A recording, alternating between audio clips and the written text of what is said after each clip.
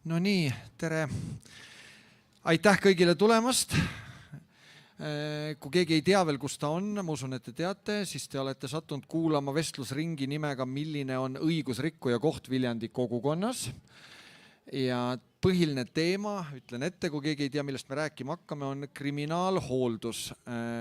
Et ka publikut paremini kaasata ja et me siin laval saaks paremini aru, kellele me räägime ja milline on meie sihtgrupi informeeritus, et kas te olete nõus märku andma, kes enam-vähem teab, mis asi on kriminaalhooldus üldse. Et tõstame käe. Enam-vähem. Vaikselt äkki võib ka märku anda, kes on kriminaalhooldusel olnud või plaanib minna. Nii, et naaber ei näeks. Ka neid on. Okei.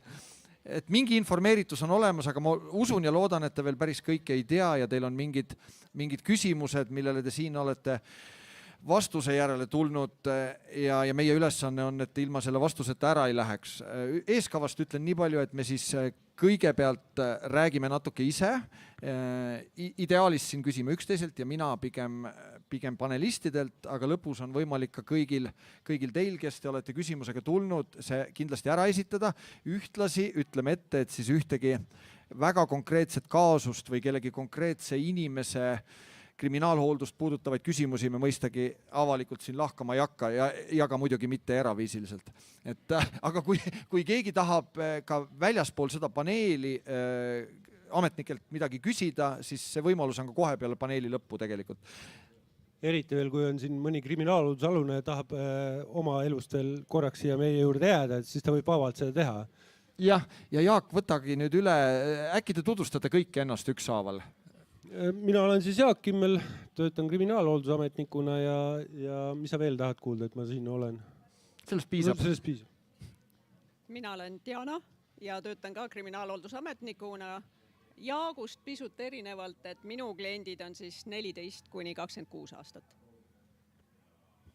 Minu nimi on Merilin Enders ja mina töötan vanem kriminaalhooldusametnikuna siis Viljandi esinduses. Ja mina olen Alvar Loog, mina olen moderaator siin täna. Ma ütlen 2 lauset siis ka ette, et võib-olla mingit intriigi pisut õhku visata, kui see kellegi jaoks veel peaks puudu olema. Et kriminaalhooldus on siis selline võib-olla laiem avalikkuse jaoks natukene nähtamatu osa üldse meie karistuspoliitikast ja ilmselt ka niivõrd kuivõrd arusaamatu osa ja selle valdkonna ja tema ideaalide ja praktikatega seoses on olemas ja liikvel päris palju selliseid müüte ja võib-olla ka selliseid natukene võib-olla isegi pahatahtlikke valefakte ja väärtõlgendusi. Meie soov oleks neid ka täna jõudumööda siin on ju kummutada ja samal ajal kriminaalhooldus siis oma ideaalide ja praktikatega kipub paratamatult selles meie tänases sellises õigusruumis jääma mingisuguse konflikti koha peale natuke. Et ühtepidi me teame, et kriminaalid on olemas ja nad ei kao mitte kuhugi, et kriminaalne käitumine ja mitte õiguskuulekas käitumine on midagi, mis käib inimesega kaasas ja samamoodi käib sellega ka kaasas alati siis et võimalust mööda siis riik ja struktuurid üritavad neid käitumisi nii-öelda fikseerida ja inimesi nende eest karistada. Aga nii-öelda laiem avalikkuse õiglustunnet on alati riivanud see, et kas need karistused, mis määratakse, on õiglased või mitte.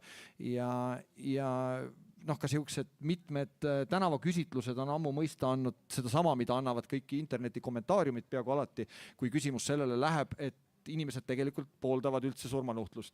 Ja seda surmanuhtlust võiks rakendada ikkagi peaaegu igal teisel juhul juba.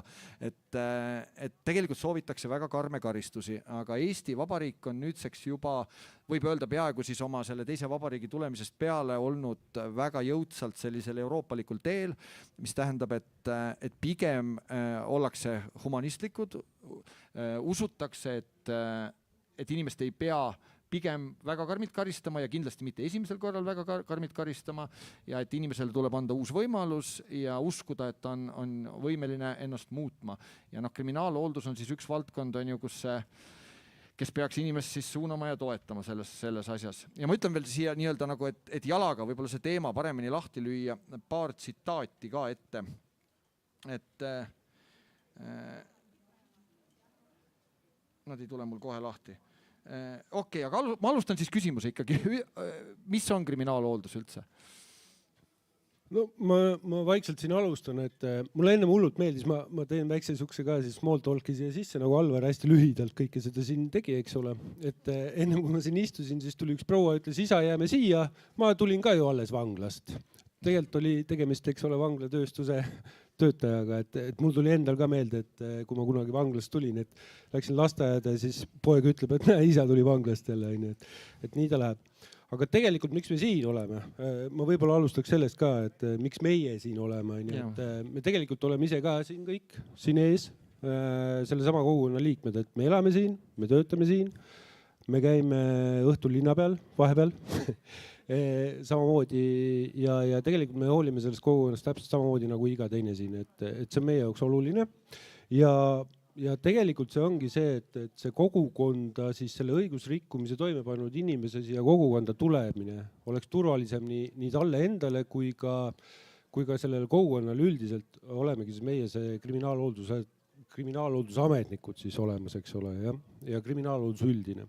Et me toetame nii kogukonda kui seda isikut, inimest. Aga no Alvari küsimusele vastates, et kes siis satuvad siia kriminaalhooldusele, siis kõige markantsem näide vist äsja, sest ma võiks tuua, et inimene sõiduautole, pani haagis järgi, lükkas koorma peale, hakkas sõitma, sai trahvi. Ega me üldiselt ei vaata, palju meil see kaal võiks olla, eks ole, oli tegemist siis ülekaaluga ja see trahv asendati siis üldkasuliku tööga. Nii lihtne ongi, et tegelikult polegi palju vaja, et Diana, kuidas sul on, kes sinu juurde satuvad? No minu juurde kõige sagedasemini satuvad noored, kes kui juhtub, et koolipoisid lähevad omavahel tülli ja see tüli kasvab nii suureks, et üks lööb teisel ninaveriseks. Ja siis ta satubki minu juurde näiteks. Väga vahva, kui saab nii öelda. Aga Merilin, sulle? Ja kriminaalhooldusele satuvad veel vanglast ennetähtaegsed vabanejad, kes siis reeglina on juba veidikenegi motiveeritud ja oma käitumist siis näiteks muutma. Tegelikult Alvari siuke suurem küsimuse vastus siis on, et see kriminaalhooldus iseenesest ongi selline karistusviis, kus siis antakse võimalusele õigusrikkumise toime pannud inimesele siis enda elu muuta, iseennast muuta, tema mõtteviisi muuta, eks ole, ja selle läbi ka oma käitumist muuta. Et kas sa said nüüd oma küsimusele vastuse? No aga mida te konkreetselt teete ikkagi siis? Oi, me teeme palju asju. Aga põhiliselt on meil kaks sükest suuremat ülesannet, et me kindlasti on sükene järelevalvekontroll, järelevalvefunktsioon ja seeläbi on ka seal kõrval on kindlasti selline suunamine ja tugi sellele õigusrikkumise toime pannud inimesele, aga kindlasti see tugi kaasab ka kogukonda. Et me oleme ka toeks ka teispoole nii-öelda kogukonnale ja kõige rohkem kindlasti ka kannatanutega. Aga ma võtan, Jaak, sul sõnasabast nüüd kinni. Sa viskasid päris mitu sihukest mõistet üksteise järgi sinna. Tuleme esimese juurde. Mis see järelevalve siis endast kujutab? No selle peale ikkagi ma annan vanemale kolleegile nagu selles mõttes sellise avapaugu, et tema on kogenum ja oskab seda paremini selgitada.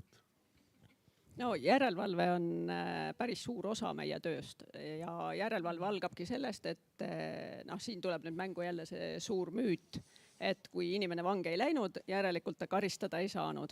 Aga tegelikult on, kui ta vangi ei lähe, nii-öelda siis maakeeles saab tingimisi karistada, siis tegelikult ta tuleb väga pika nimekirja kohustustega kriminaalhooldusesse. Ja siis meie kontrollimegi, et mis siis kohtu poolt on talle määratud, need erinevad kohustused, mida ta täitma peab. Ja siis seal nendest kohustustest on siis, number 1 on siis see, et ta peab selle kriminaalhooldusametniku juures kindlatel aegadel käima. Ta peab elama oma elukohas, ta peab, kui ta tahab välismaale, üldjuhul meil välismaale ta ei saagi, aga kui mingitel kaalukatel põhjustel ta peaks saama, siis ta võtab selleks loa, et ta ei lähe. Kui ta tahab kodust pikemalt kui 15 päeva ära minna, siis ta peab võtma selleks loa. Nii et tegelikult on ta elu üsna piiratud. Ja lisaks võib tal olla määratud ka veel erinevaid lisakohustusi, et alkoholikeeld, narkootikumide tarvitamise keeld, osade inimestega, kellega ta ei tohi suhelda, mis seal veel on, võib olla jalavõru pandud, elektroonilise järelevalve see ja siis seda kõike siis kriminaalhooldusametnik ka kontrollib, et ta neid korralikult täidaks. Ja kuidas see kontroll välja läheb siis? See kontroll käibki, et me ette teatamata läheme inimesele ukse taha või kui ta tuleb kriminaalhooldusametniku juurde, siis ma seal kohapeal võin teda kontrollida, võin ta ukse taha minna, helistan, et nüüd tuleb alluda kontrollile. Käivad ka reidiametnikud kontrollimas, et ta täidaks oma kohustusi. Nii et selles mõttes jah, et see on päris suur müüt, et inimene on pääsenud karistuseta, et tegelikult on väga-väga palju kohustusi, mis ta peab täitma. Aga edasi, sa rääkisid suunamisest ja toest. Tead, ennem kui ma sinna suunamise toe juurde lähen, siis tegelikult ma võib-olla ütleks ka, kui sa ennem küsisid, et kes meile satuvad, eks ole, siis tegelikult võiksin ka ära mainida seda, et siia satuvad tegelikult meie enda kogukonna liikmed või kes saabuvad meile meie kogukonna liikmeks siis näiteks vanglast tulles. Et sama hästi võib olla meie lähedane, meie ema, meie isa, kriminaalhooldusalune, meie lapsed, eks ole. Ega siin ka, kui ma siin vaatan, kui te vaatate vasakule või paremale, ega keegi ei tea, kas te olete kriminaalhooldusalune või ei ole. Nii lihtne tegelikult ongi, et mingid märki me otsa ette ei löö. Ja võivad ka, mis seal parata, ka perekonnaga koos sattuda meile. Et tegeleme ka selliste juhtumitega. Aga samal ajal ma saan aru, see on suhteliselt diskreetne sattumine ikkagi, et kui vanasti veel keskajal võib-olla tuli karistust kanda linna keskväljakul ahelates ja võib-olla ka füüsilist karistust vastu võttes, siis teie juurde tullakse pigem hämarast tagauksest ja... No päris hämar ei ole, et meil ikkagi veel jätkuvalt eelarve lubab ka mingid tulekasi seal põletada, aga jaa, selles mõttes me kividega loopima ei hakka, vesti ka selga ei pane ja laternad püsti niimoodi punase lipuga, et ma olen üldkasuliku töö tegija, eks ole. Aga üldiselt jah, et seda kuskilt, kui ei loeta näiteks, et mul naabrimees on näiteks kriminaalhooldusalune, mida ei ole, ma lihtsalt praegu näitena toon, eks ole, et kui ma ei tea, et on kriminaalhooldusalune, ega seda kuskilt välja ei tule, jah. Et kui ta öösel juhuslikult näeb, et keegi tuleb kontrollima, siis me ei tule ka päris ilutulestiku näol ja täis vormis, eks ole, et kõik see on jah. Suhteliselt diskreetne tegelikkuses. Aga kas kriminaalhooldusele sattumine on ka selles mõttes vabatahtlik, et seda saab määrata niimoodi, et inimene siis süüdimõistetu ise üldse selle üle otsustada ei saa või tal on valik alati, et kas tulla või kanda karistust teisel moel? No üldjuhul on ikkagi see, et päris ise ikkagi valida ei saa, et tegelikult selle otsustab kohus või prokuratuur, see on niisugune kokkuleppe koht, eks ole, ja päris niimoodi, et ma lähen kuskile siia poodi ja arvan, et ma täna tahaks proovida, et ma olen kriminaalhooldusalune, siis nii ka päris asjad ei käi, et nii ta on jah, et pigem ikkagi prokuratuuri poolt ja kohtuotsusega siis, et niisugused kaks põhi nagu versiooni. Aga mis need ülejäänud alternatiivid on? Ma eeldan, et üks on vangistus, teine on kindlasti rahatrahv, mida süüdimõistetul on võimalik oma karistuse kandmiseks teha. Siis on meil üldkasulik töö näiteks. Aga see on alati kriminaalhoolduse osa?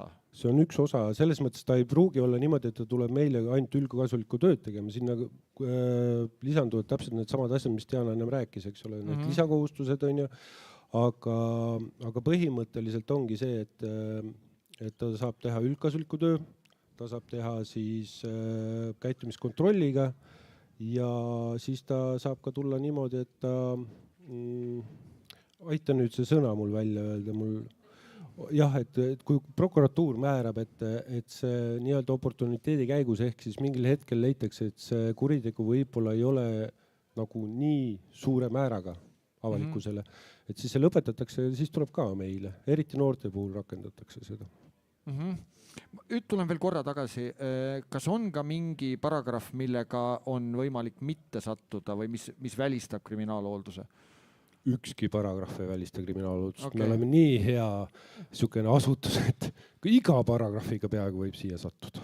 Mis tähendab siis rahvakeeli, et teil on niisugust tõesti pisi kiiruse ületajatest kuni põhimõtteliselt endiste eluaegsete kinnipeetavateni? Jaa, just nimelt, et võivad sattuda kõik, et isegi vist noortel on isegi enam täna ei määrata, eks ole, trahve, et mida vanemad peavad maksma, vaid määratakse juba kohtu poolt ka üldkasulikku tööd, nii et trahvist, eks ole, ja alates siis ka sellest nii-öelda kuni vanglast vabanenud, nagu sa ütlesid, eluaegsed, et ka täna tulevad nemad mingil hetkel meie siia ühiskonda mis ei tähenda, et nüüd eluaegs meil siia Viljandisse kogukonda tuleb, ärge nüüd kohe nii ka mõelda. Vot. Ma viskan paar numbrit ka õhku siia, mida me enne Oota kohe korra, üles kui sul on veel küsimusi, siis vahepeal Merilin tahab ka rääkida. Okei. Või sa tahad ennem oma numbreid õhku Õudselt visata? tahaks need numbrid, enne kui Aga nad lase mul eest käia. ära lähevad. Et ühesõnaga Eestis on siis 5 suurt on ju kriminaalhooldusosakonda. Viljandi esindus kuulub Tartu osakonna alla ja üleeilse seisuga oli siis Viljandi 113 kriminaalhooldusalust. Neist 4 puhul oli kasutusel elektrooniline järelevalve, 24 olid noored, neist omakorda 12 alaealised ja nende hulgas ka 4 naisterahvast. Kogu eelmise kalendriaasta jooksul, siis 2025. aastal, oli Viljandi maal kokku kriminaalhooldusel 266 inimest. See on päris suur hulk, see on selline minilinn Eesti mõistes juba tegelikult. Ja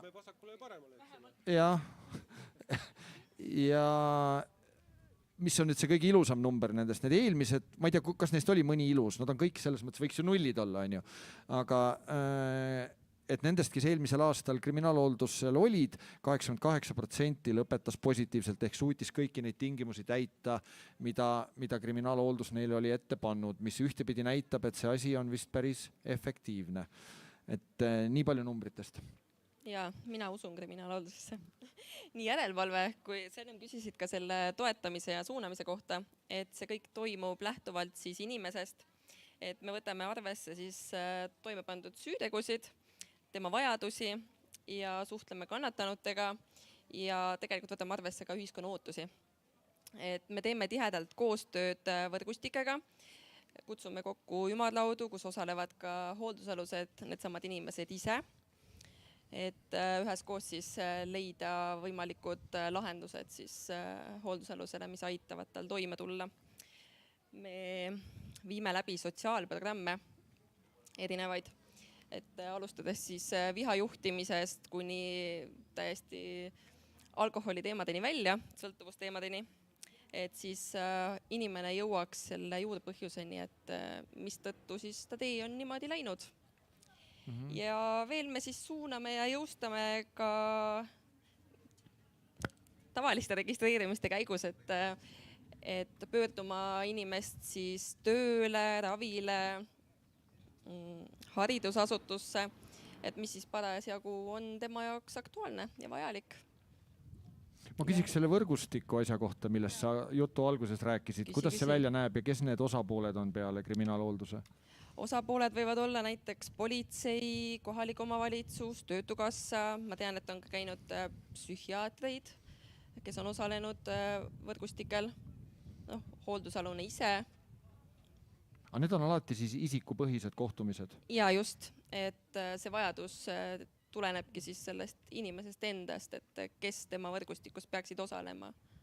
Ja kas selle võrgustiku osapoolte kokku kutsumine sõltub ka kuidagi siis konkreetse inimese tahtest näiteks? Või see võib toimuda ka tema tahte vastaselt, et need ametkonnad korraldavad ja üritavad vähemalt suunata tema elu siis kuidagi ilma temata ka? Kohtumisi me oleme korraldanud ka ilma hooldusalust, aga muidugi on parem, kui inimene ise osaleb sellel, et saab ise kaasa rääkida, olla kaasatud. Et see on ikkagi tunduvalt mõjusam. Ja kui ta esimese korraga ei ole nõus osalema ise, siis võib-olla teise korraga juba on. Et selle võimaluse me ikkagi talle anname. No ma saan aru, siin on teil väga erineva taustaga, võib vist kliendid öelda, kuidas te ise nimetate neid? Inimesed, mitte kliendid. Inimesed. Ja, et klient on vist see, kes maksab, on ju, teil ei maksa keegi. Meil ei maksa mitte. Teil on hooldusalused. Ja kuna oli juttu, et siin on väga erinevate paragrahvidega tegelased siis on ju, kes on tulnud, et kas teil on ka endal mingi arusaam või statistika selle kohta, keda neist on siis kõige lihtsam õiguskuulekale teele suunata ja keda kõige raskem? Jaa. No mina ütleks sellele vastuseks, et me ei reasta neid nagu paragrahvi järgi, vaid tegelikult kõik sõltub sellest inimesest, tema enda motivatsioonist ja sealt saame. Ja ma tahtsingi ennem siia vahele öelda, et meie juurde ei satuta. Nad tulevad algus meie juurde ja arvavad, et nad sattusid siia, aga see kogu, mis me rääkisime, see järelevalve ja see võrgustikutöö, et selle käigus me jõuame sinnani, et ta hakkab aru saama, et ta ei sattunud, vaid ta tegi midagi sellega, et sinna kriminaalhooldusesse jõuda. Ja kui ta sellest aru saab, miks ta sinna jõudis, siis tuleb see muutus.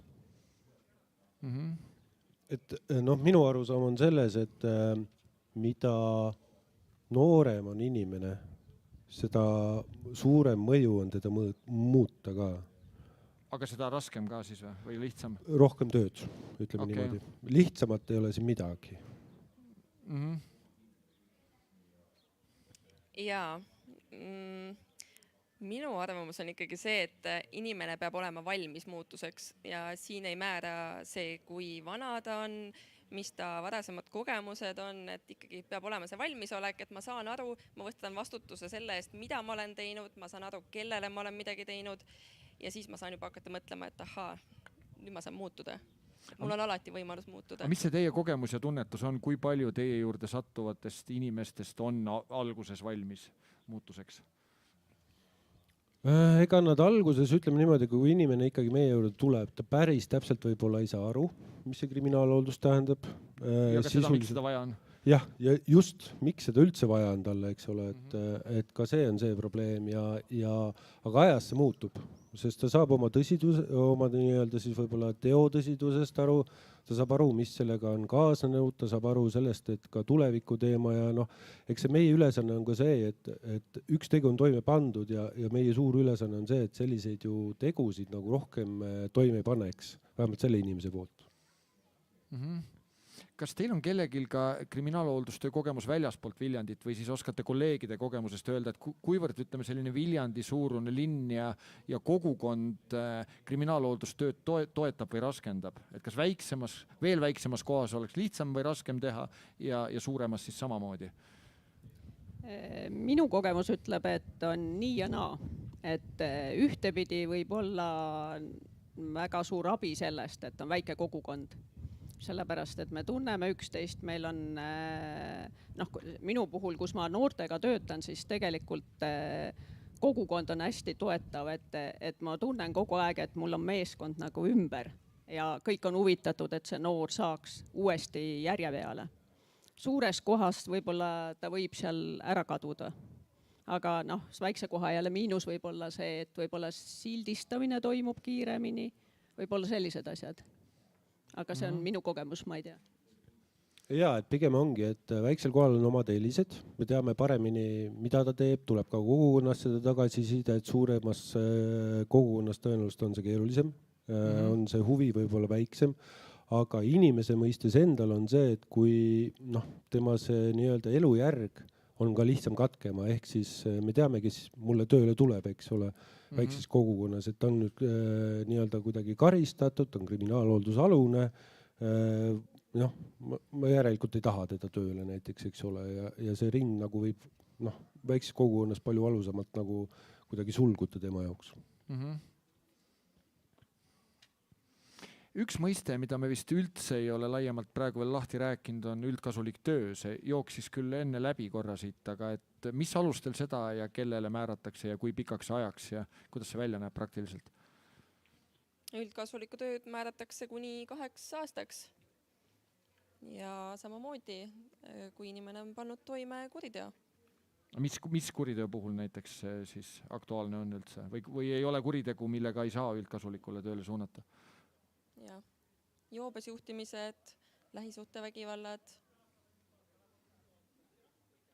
Igast erinevaid kuritegusid on. Aga kuidas see tundideks konverteerimine käib? Et kui ma ütleme nüüd sõidan siis purjus peaga, jään vahele, vangi ei taha minna, eks raha trahvi ei taha maksta, siis vist on üldkasulik töö. No, see on üks alternatiiv sulle kindlasti, jah, et eriti teades sind, et sa sõidad rongidega, siis oleks hea, et sa seda ei teeks, eks ole. Aga reaalsus on jah, et selles mõttes maksimum saabki 720 tundi ehk siis 2 aastat. See määrataksegi ära sellega, et kui sul määratakse 2 aastat näiteks tingimisi vangistus, eks ole, siis see asendataksegi üldkasuliku tööga ja maksimummäär siis ongi 720 tundi. Ja 1 tund vastab 1 päevale. Just, mitte vasta 1 tund 1 tunnile nii-öelda vangistusele või kuskil kohtuotsuses öeldud karistusele, vaid nii on jah. Aga jaa, ka üldkasulikku tööd võivadki, siis ikka päris paljudel paragrahvidel tuleb see nagu juurde. Aga kuidas see praktiliselt välja näeb? Kas inimene, kes siis soovib ka ise, ütleme, rahatrahvi või reaalse vangistuse asemel üldkasulikku töötunde teha, panustada siis ühiskonda tagasi, samal ajal siis vabadusse jäädes, et kas ta peab selle koha omal ise kuidagi otsima või kuidas see asi käib? Ei, siin ise ei saa midagi otsida. Meie vaatame, kuhu ta sobib üldse näiteks töötama, ega on ka siukseid juhtumeid, kui see inimene näiteks tuleb, ütleb, et ma ei ole üldse loomasõber. Üldse ei ole. Ja siis sa vaatad, et näiteks ta on ka looma väärkohtlemise eest saanud karistada näiteks. Siis on loomulik, et me ei pane teda või ei suuna teda siis tööle ka varjupaika, näiteks loomade varjupaika, kus on meil ka inimesed käivad, eks ole. Või siis, kui ta on avalikus kohas näiteks teinud midagi sellist, mida ühiskond ei talu. Ja siis me ei saa ka näiteks suunata teda tööle näiteks linnahooldusesse, kes töötab avalikus kohas, eks ole, üldiselt parkides. Ja nii edasi, et see on ikkagi nagu läbimõeldud tegevus ja lähtume ka inimesest, et milleks ta üldse võimeline on. Sest meil on ka inimesi, kes nii vanuseliselt või siis ka oma sellisest, kuidas ma ütlen, võimekusest ei ole võimeline igat tööd tegema.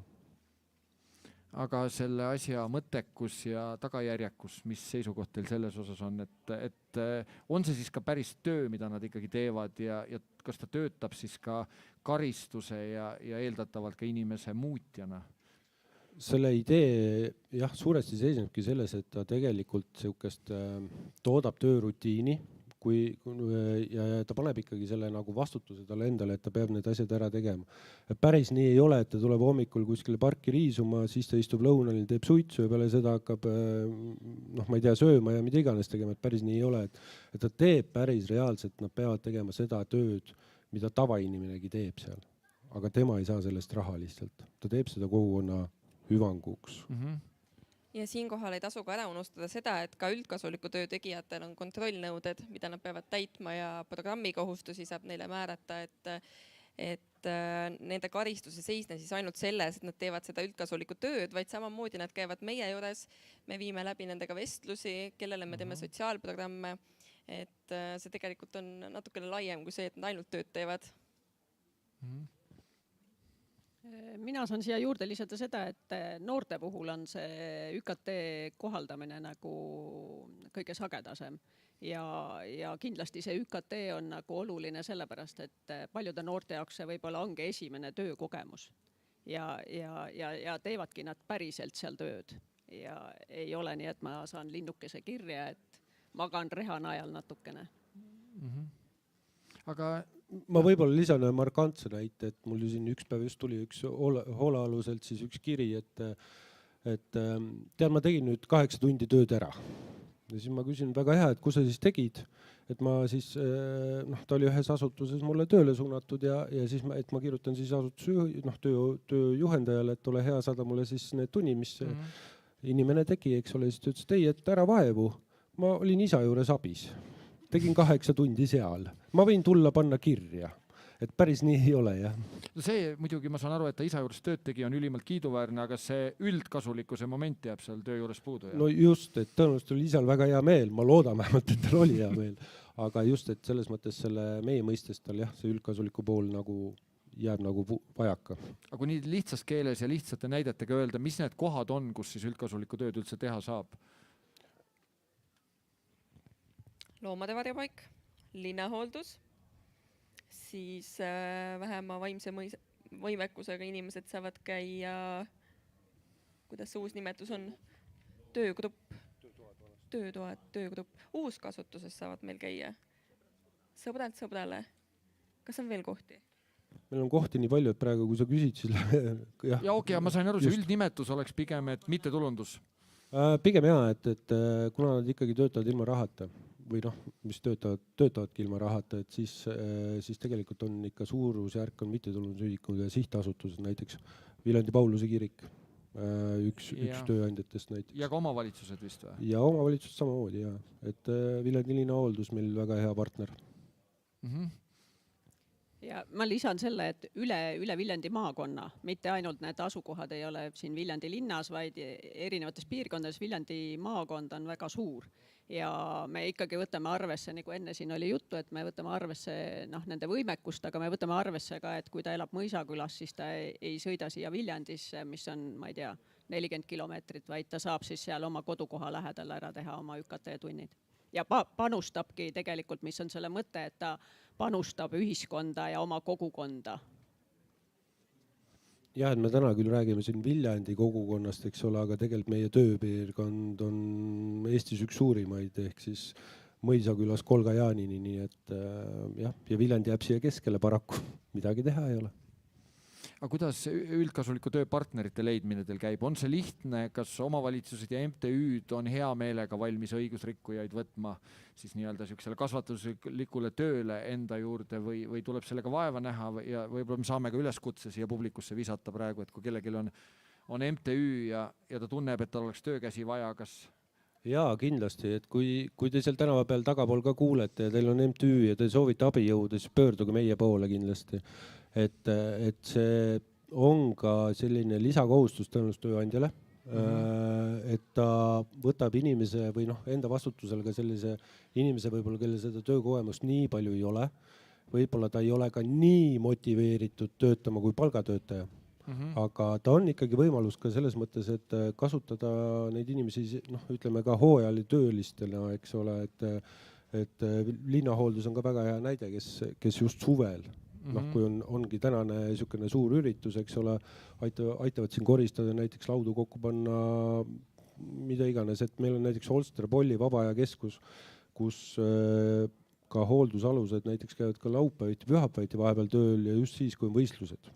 Ehk siis aitavad korraldada ja seal kokku panna, teha võistluste jaoks erinevaid inventaare tuua, riisuda, pärast seal olla, isegi ma tean, et mul on üks hooldusalune olnud kunagi seal ka üks kohtunik, et ma ei tea, kas tal stopper päris nagu usaldati, aga vähemalt ta seal juures oli nii.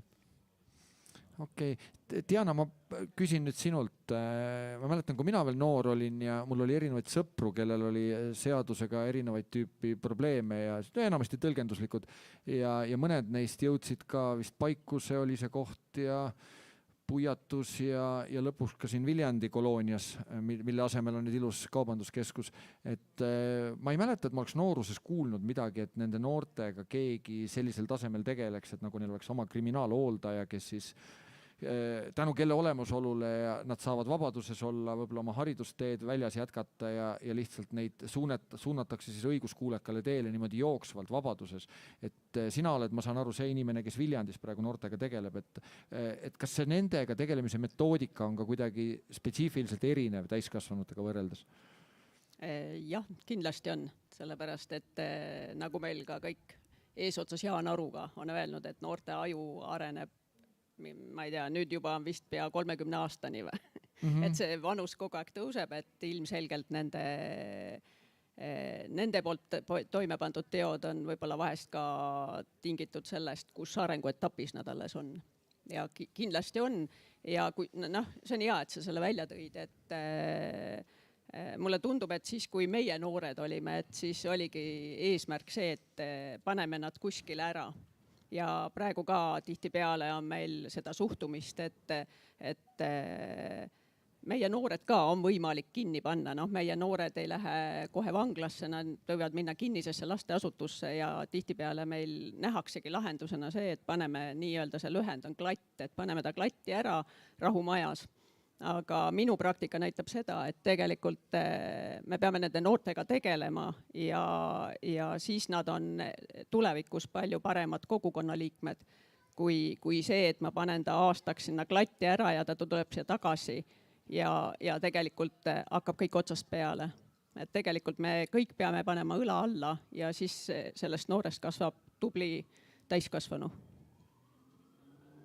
Ja, et ma võib-olla lisaks, et me ikkagi suhtuks niimoodi, et kui mina veel noor olin, oli kõik nii ilus ja keegi ei teinud mitte midagi. Aga Merilin, sina oled siis Viljandi osakonnas see inimene, kelle laual ja siis ka füüsiliselt teispool lauda on siis need probleemid, mis on juba raskemad. Et ma saan aru, sa ei tegele ainult joobes juhtimiste, vaid ka ikkagi inimestega, kes on raskemaid kuritegusid toime pannud, et kuivõrd töö nendega on spetsiifiline? Jah, et minu laual on nii seksuaalkurjategijaid, lähisuhtevägivalla toime pannud inimesi kui ka raskemaid kuritegusid toime pannud inimesi, et eks see sekkumine ongi individuaalne ja sõltub sellest, mis on toime pandud, on ju, et mida suurema nii-öelda jamaga on inimene hakkama saanud, seda nii-öelda karmim või raskem on see sekkumine, et seda tihedamini nad peavad käima minu juures, seda rohkem tuleb panustada sekkumistegevustesse, teha programme, samamoodi neid võrgustikukohtumisi, et lihtsalt neid tegevusi, mida selle inimesega teha, siis on rohkem. Et kuna me oleme siin need neljakesi ja mina ainult küsin, nemad kolmekesi vastavad, aga nemad on, nagu te näete, ka nagu üks jalgpallivõistkond, kõik on ühesugustes särkides, et meil ei ole nagu seda mõeldavat ja me teame, et olemasolevat opositsiooni tegelikult siin kohal. Ehk siis keegi, kes leiab, et karistuspoliitika sellisel moel, nagu ta praegu eksisteerib ja teda täide viiakse, on siis kas mõttetu või vale või isegi olematu üldse. Et siis ma esitan paar tsitaati võib-olla, et see hääl ka siin kõlaks ikkagi.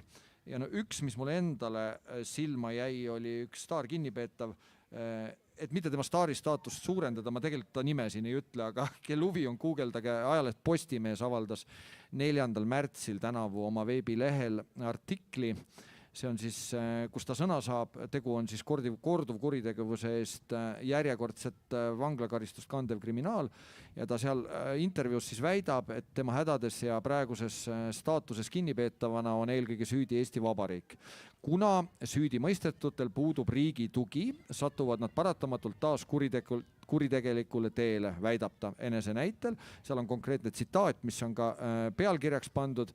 Siis kõlab nii, riik ei tegele selle teemaga üldse, et inimest pärast vabanemist toetada. Ma saan aru, et teie ei nooguta selle peale keegi. Ei nooguta. Et tegelikult tegeletakse ja oskate te ka umbes öelda, kui suur, kui me räägime nüüd reaalselt vanglakaristust kandvatest inimestest, mis see suurusjärk praegu umbes on, kui palju neist tulevad kriminaalhooldusele enne, kui nad nii-öelda täiesti oma karistusest lahti saavad ja tänavale tulevad ja kui palju on need, kes lähevad otse tänavale vanglast? Protsenti vist ei oska öelda, aga ikkagi enamus praegusel suunaga ikkagi tulevad meile, et see järkjärguline vabanemine on ja tõenäoliselt saab olema veel nagu selles mõttes olulisem. Aga miks ta hea on? Miks ta oluline on? Ta on selles mõttes oluline, et ta esiteks ongi see sama järelkontrolli funktsioon, eks ole, et me saame näha, mis ta on. Ja teine ongi see sama, nagu sul see staar kinnipeetav seal välja tõi, eks ole, et temaga tegeletakse. Sest tulevad inimesed vanglast, me ei räägi ainult sellest, et on ära seal 6 aega või 2 kuud või 3 kuud. Tulevad ka inimesed, kes on 5 aastat ära olnud ja tema elu siin on hoopis teistmoodi, kui tema siit ära läks.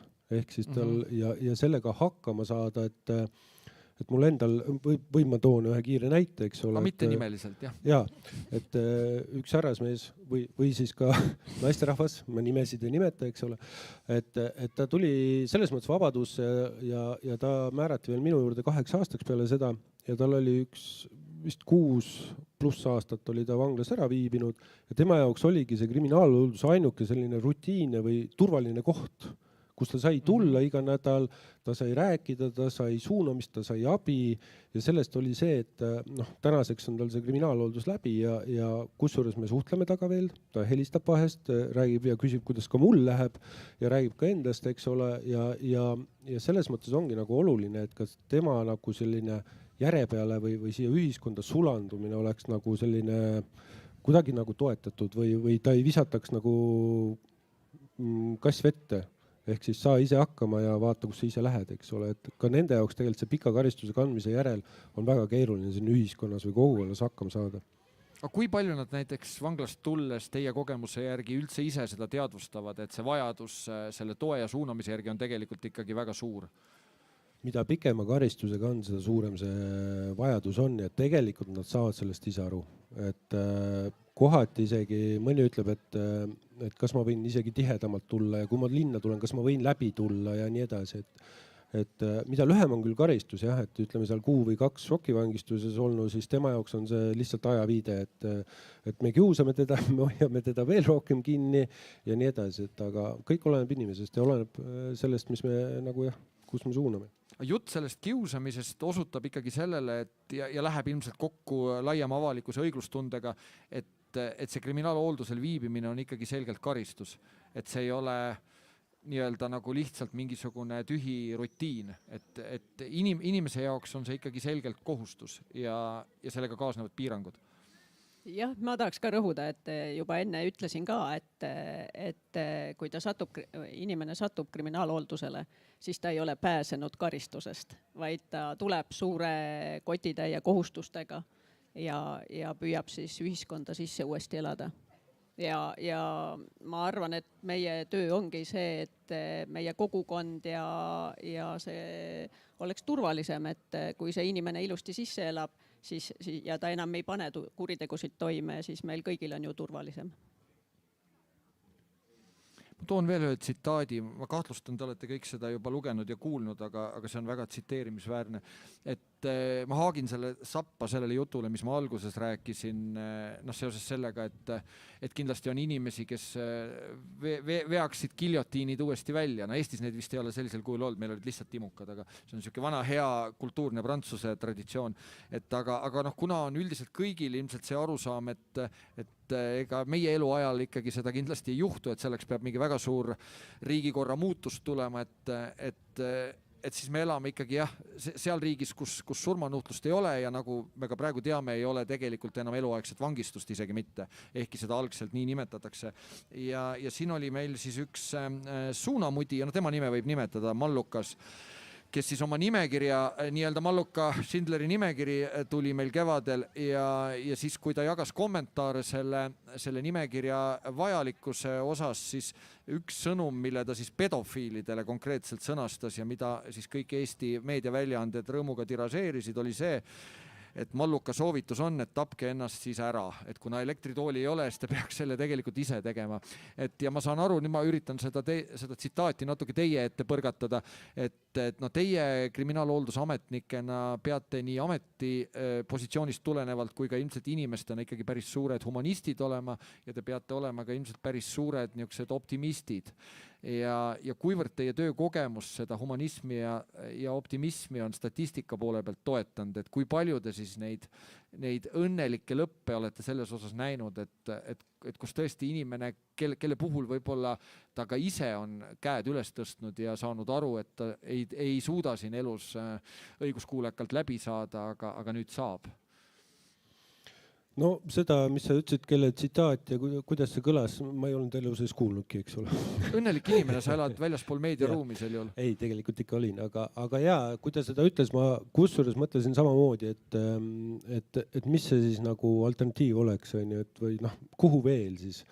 Aga nagu sa ennem ütlesid, see protsent ju positiivselt lõppenute, nii-öelda siis protsent on 86%. Ehk siis 14% on selline, kus midagi jääb võib-olla vajaka, midagi jääb veel teha, aga kõik see ülejäänud, see 86%, see annabki selle wow-efekti või positiivse teema, et tegelikult on võimalik inimesi muuta, nad tahavad muuta, nad on motiveeritud muutuma. Jah, päriselt võib-olla ongi see, et küsimus on ka nende 14% puhul selles nii-öelda ressursis. Ajalises ressursis, majanduslikus ressursis, aga jaa, selles mõttes, et ma selle 86% pealt ma jääks ikkagi selle juurde, et ma ikkagi jagan seda arvamust, et kõiki on võimalik muuta. Ma ka lisan sellele, et esiteks jah, kindlasti rõhk on sellele, et on võimalik muutuda. Ja see hea, et sa selle artikli välja tõid tegelikult või mitte artikli, aga see sama suur nõiajaht, mis seal on, et mina ütleks selle kohta et see inimene tõmbas suure paksu vee peale väga paljude inimeste tööle. Et tegelikult kui meie pisikeste tibusammudega liigume sinnapoole, et see inimene uuesti taas ühiskonnastaks ja saaks oma elu järje peale, siis tema tegi 2 sammu tagasi ja need inimesed võib-olla jäid tööta, jäid koduta ja me peame hakkama otsast peale, et ta ei teeks kuritegusid sellepärast, et ta oma eluga on nüüd jälle kuskil augus. Kas selliseid näiteid sellest, mis sa praegu osutasid, see töö ja koduta jäämisi on olnud ka Viljandis? no mina tegelen noortega, mind see väga palju nagu ei puudutanud. Ja minu kogemuses on olnud selliseid näiteid, kus ühe tühise artikli peale kaotab inimene töö, kes kaotab motivatsiooni, peaaegu kaotas ka elukoha ja meil läks ikka päris kaua aega, et üldse kuidagi inimene nagu üles putitada, et kuna ta oli ikkagi motiveeritud jätkama oma tööotsingute asjadega, et siis tema leidis omale töö, ta pidi oma ettevõtte asutama tegelikkuses, aga see oli ikka väga suur pauk talle. Okay. Aga millised on peamised põhjused kriminaalhoolduse ebaõnnestumiseks? Mis seal taga on siis? Miks inimene ei suuda neid nõudeid täita ja mis ühtlasi tema puhul tähendab ka siis seda, et kuna kriminaalhooldusel on väga palju tingimisi karistusega inimesi, et mis tähendab, et see karistus läheb siis nii-öelda täitmisele, sageli tuleb inimesel ka siis reaalselt vangi minna selleks, et aga et miks läbi kukutakse peamiselt? See on siis jutt sellest 14%. No põhiline on ikkagi see nende lisakohustuste võib-olla mittesuuteline täitmine, ehk siis on, igal inimesel on, eks ole, elus, ka meil on mingisugused languseid, on tõuse, aga kui ta sealt õigel ajal sellest languse poole pealt välja ei tule või me ei suuda teda sealt välja aidata. Et see on see koht, kus siis tekivad need näiteks kõige tihedasem on, eks ole, lisakohustus, alkoholi tarvitamine näiteks. Et eks on ka põhjusega ju seal talle see lisakohustus pandud, järelikult on sellega seotud ka eelnevad süüteod näiteks, eks ole, ja suurem risk on, kui ta seda alkoholi tarvitab, et see on nagu selline põhiteema, et aga lihtsalt ongi, et tõenäoliselt on mingi eluetapp neil, kus see tulevik näib võib-olla tume. Et seesama just, et teatud mingi artikkel avaldub, eks ole, või keegi kuskil räägib midagi, ja nii lihtsalt ta läheb, et täna on see läbi sotsiaalmeedia leviv on ju sekunditega ja sealt päästa võib-olla ei olegi midagi. Ma tuleks praegu oma küsimustega, enne kui me auditooriumile annan võimaluse küsida selle juurde, et teie vaade Viljandi linnale ja maakonnale on selles mõttes päris informatiivne, et te ju teate, kes siin nii-öelda ringi liiguvad ja et kas meil on siin turvaline teie vaates, kas kriminaalhooldusalused, kelle käikudega te olete väga hästi kursis, on olnud kogukonnale kuidagi ohtlikud? Kas inimestel on põhjus olla mures nende inimeste pärast, kes siis kriminaalhooldusel viibivad? No ma alustan siis oma isikliku seisukoha pealt, et mina ei karda küll ringi liikuda ja päriselt ka, et olenemata sellest, et ma võib-olla päeval taga pahandan ja õhtul tuleb siin linna peal vastu, teretab ja kõik on viisak. Selles mõttes mina ei ütleks küll, et Viljandi kogukond peaks muretsema, et siin oleks tohutult ebaturvaline ja meil on 113 kriminaalhooldust talust siin igal pool piiramas. No päris nii ei ole. Et ikkagi on tunduvalt turvalisem kui võib-olla see, et otse vanglast näiteks inimesed välja tulevad, kelle üleüldse kontroll puudub. Yeah. No mina ka ütlen, et Viljandi on ikkagi turvaline. Kellel on turvalisusega probleeme ja seoses kriminaalhooldusega probleeme, eks ole, võivad meie juurde ka pöörduda. Mitte küll ise meie arvele tulla, et seal on turvalisem võib-olla, aga lihtsalt, et teavad, kuhu pöörduda. No mina lisaks ka seda, et need kriminaalhooldusalused on ju inimesed meie ümber. Et tegelikkuses võibki olla, et su naaber on kriminaalhooldusalune, et sa ei teagi, tegelikult on väga tore inimene. Et mina ütleks küll, et turvaline on. Ja minu viimane küsimus, mis tuleb inertsist nüüd siia otsa, et kui me juba kogukonnast räägime, et mida siis kogukond teha saab ikkagi, et teie tööst toetada ja õigusrikkujaid nende elu muutval protsessil kriminaalhoolduses saaks toetada? Kogukond peaks olema natukene avatuma meelega. Et täna me selle jaoks siia tulime ka, et näidata, et meie oleme kogukonna jaoks olemas. Ja ma loodan, et kogukond on ka meie jaoks olemas. Ja selle inimese jaoks. No mina ütlen ka, et oleme avatud ja oleme üksteisele toetavad ja siis on turvaline. Ja samamoodi sallivad, et me ei pea tolereerima seda tegu, aga me peame tolereerima seda inimest, et inimene ju tegelikult tahab tulla tagasi. Kas on küsimusi? Viime mikrofoni. Hea küll, sina noorem mees istu. Tere! ma arvan, ma olen ühe kogukonna esindaja, võin julgelt öelda siin Viljandis.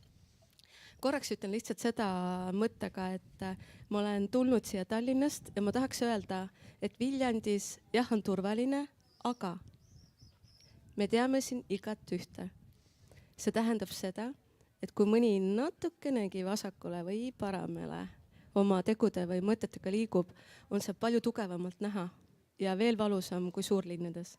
Nii et ma tahaks öelda, et siin väikelinnades on see võib-olla hoopis õrnem veel olla teistmoodi. Nii et ma ei tea, kas siin on turvalisem kui mujal. Aga B, see väga tore küsimus oli, et mida kogukonnad saavad teha. Number 1 ja, eks sellepärast see festival ju tehtud ongi. B, enda nahal olen tundnud, et meie, kaasa arvatud mina näen väga tihti oma situatsioonides, et mina ju tean, ma olen ju haritum ja mina ei ole ju karistatud ja mina olen hästi kasvatatud ja kui lihtsalt meie, kes me oleme haritud ja intelligentsed, tõmbame oma kas või hoiakuga juba füüsiliselt, et mina olen mingis mõttes parem. Juba me tõukame neid eemale. Kas või sellega, et olgem hästi ettevaatlikult, kas või sellega, et mina ei oskan arutleda, sest ma olen eelarvamusfestivalil käinud ja mis pealegi, ma olen mitu aastat arvamusfestivalil käinud. Ma olen väga mina tean. Ja nii, kui me selle hoiaku võtame ja me füüsiliselt meist paistab see välja, siis me juba tõukame nad eemale. Juba see, et me tahame oma peent keelt rääkida, sest tema võib-olla räägib mingis slängis. Ja ma olen ise täheldanud ka enda suhtes, et ära ole üleolev oma haritusega. Ja need haritud inimesed peaksid seda silmas pidama. Just need haritud inimesed. Me oma intelligentsusega tõukame ja tühistame nad ära. Ka need kõige intelligentsemad tühistavad need teised ära. Ometigi me peaks vastupidi olema, intelligentsed ja hoolima. See on minu, mida ma viimased 2 aastat olen kogu aeg mõelnud. Ärge olge nii intelligentsed mingis situatsioonis. Aitäh. Soovite te? Ja üritame olla mitte nii intelligentsed järgmine kord, aga me kaasame sind järgmine aasta oma paneeli siia, et seda kogukonna poolt võib-olla rohkem välja tuua. Nii, on veel võime veel ma küsiks omalt poolt, et kas siin muidu omakorda ei olnud natuke see müüt või eelarvamus, et kriminaal või siis ütleme kriminaalhooldusele sattuv inimene ei ole intelligentne. Ma kahtlustan, et on kõiki tegelikult vist või? Jaa, see on ka kogukonna vale arusaam. Meil on väga intelligentseid ja väga tarku inimesi. Ja küll ma tulen jälle. Ära väga kaua räägi. See oligi minu iva. Ära ole oma arust liiga intelligentne. See oligi mu iva, irooniaga öeldud. Okei. Soovib veel keegi küsida midagi või kommenteerida, palun? Ja kohe tulen jälle. Tere, mul on küsimused pigem just teile, et kui te teate, et teil on erineva taustaga ütlesite, et ei ole kliendid, vaid inimesed tulevad, kas siis ei ole hirm, et kui ongi seksuaalkuritegija tuleb teile laua taha? Nagu tööd teha, ma saan aru, jah? Ei ole hirmu. Inimene tegelikult ju teab, kuhu ta tuleb. Et ta tuleb kriminaalhooldusesse.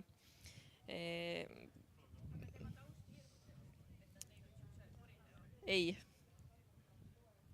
No vaata teda, tema hirmutab teist poolt. Tegelikult meil on, kusjuures nii naljakas võib-olla ei ole, võib-olla kogukond seda ei tea, võib-olla peab imelikuks, aga meil lõunapiirkonnas on circa 35 kriminaalhooldusametnikku ja nendest 2 on meesterahvast, 1 on siin.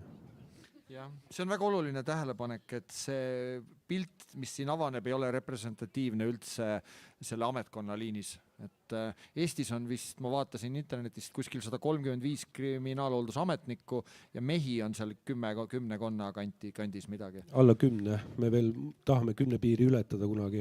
Aga selles mõttes hea, et sellest võib ka välja lugeda, et ta võib-olla ei ole nii ohtlik, kui me ette kujutame. Jah. Ja ma ei äkki jäi nüüd see suur küsimus õhku, millele võib-olla Jaak, sina oled kõige õigem, kuna sa oled siuke punase raamatu lind natuke kriminaalhooldus ametkonna kontekstis, et miks neid mehi nii vähe siis on või naised on lihtsalt paremad? Ma eeldan, ma vastasin natuke ära juba. Aga... Ja võib-olla ongi see, et naistel see kuidagi empaatia äkki on nagu südamelähedasem. Ja teine teema ongi, et kuidagi on nagu kogukonnas ka jäänud mulje, et see ongi naiste töö. ma ei tea, ma ei oska öelda, mina olen siin. Ma ei tea, miks meid ei ole rohkem. Et see hirmu teema on väga huvitav, et mina mõtlen selle peale, et minu juurde tulevad inimesed, ta ei tule selle teoga, et minu juurde ei tule seksuaalkurjategija, vaid minu juurde tuleb ikkagi inimene. Kohe jälle tulen, palun. Ei, ma juba arutlen, et võib-olla see on ka see, et aga naised ongi ju need viisakad, nemad ju ei tee kunagi kuritegevusi, nad on kasvatatud juba selleks, et nad mitte kunagi ei teeks. Ja sellepärast ongi neid mehi seal vähe, sest nad on kõik karistatud või kohe karistame neid. Aitäh, ma rohkem ei too sulle mikrofoni, päriselt ka ei too.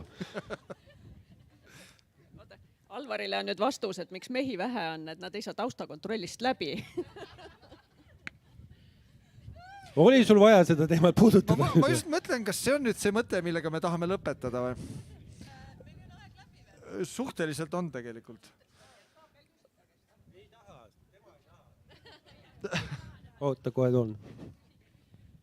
Ma tahaks puudutada rahateemat, et kui me teame, et vangide ülalpidamine on päris kulukas maksumaksjale, kui mul meediast läbi käinud number on õige ligikaudu 3000, et siis üle, et palju on siis nii-öelda kriminaalhooldus ülalpeetama maksab meie jaoks siis, maksumaksja jaoks? See summa oli siis...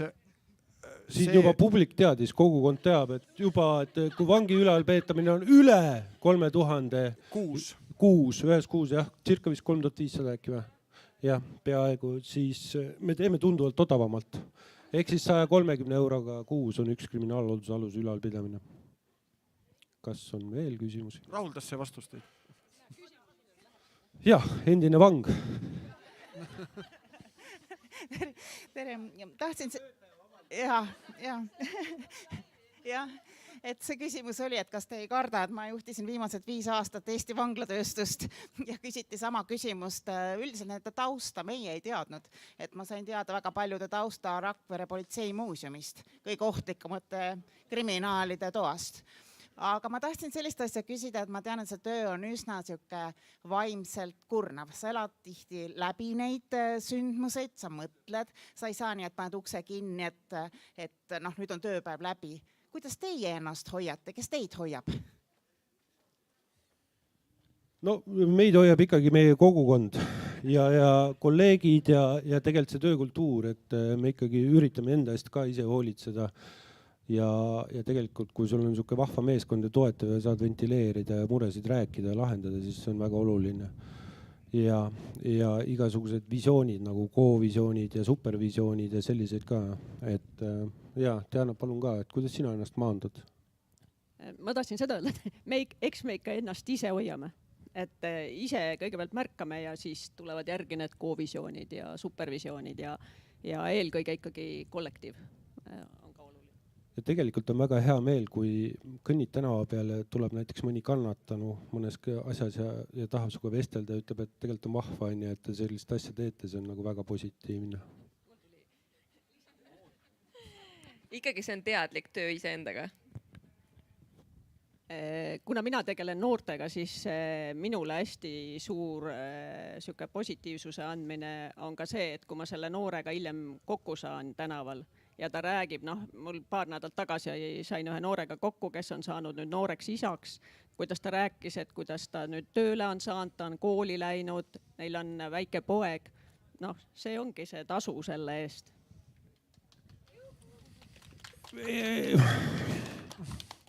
Kuna sa nii ilusti küsid, hea küll.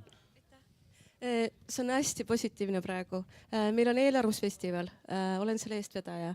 Me 2 aastat tagasi hakkasime tooma eakaid siia. Me tahtsime, et noored ja eakad saaks kokku ja et eakad üldse julgeksid toast välja tulla. Palun, toolge järgne kord tiimi keegi, see noor või täiskasvanud. See on ju hea mõte, on ju? Eks ole?